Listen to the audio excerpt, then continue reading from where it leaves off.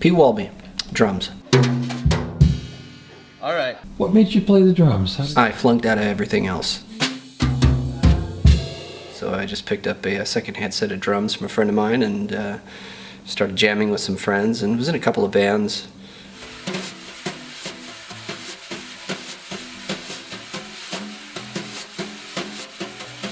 My dad grew up as a big band kid, as a swing kid, so I was always exposed to all kinds of different music, a lot of swing, big band. My dad was a huge Benny Goodman head, but was exposed to Basie and Ellington and not so much of the bebop stuff, but this album in particular, Jazz Samba, was just something that really stuck with me, even as I got older.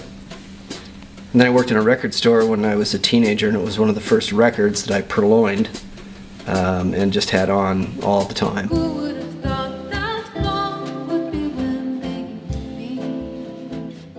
It just brings that groove that we felt was missing, groove and definition. And he plays very lightly. He's got a very delicate sound. He's not overbearing. And that's the mood of the band. Nobody is overbearing. It's very much creating that one uniform mood. Well, Lynn and Ken have been friends of my wife and I for some time. We were introduced through mutual friends.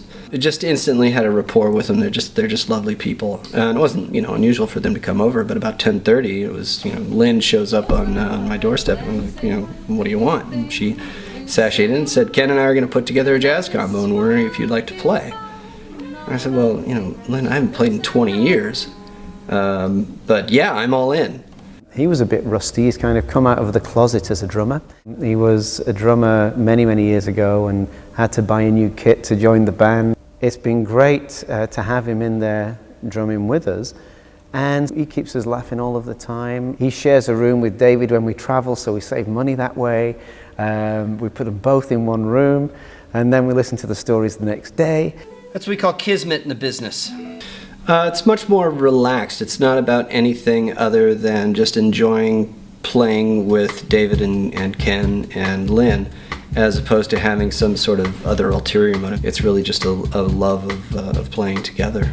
We were playing up in Canada earlier this fall, and Lynn had a friend there who's a teacher, who's a percussion and drum teacher at a conservatory there, and he actually came up to me and he said, you really have a very tasteful sound, and I realized that's really just kind of my sound.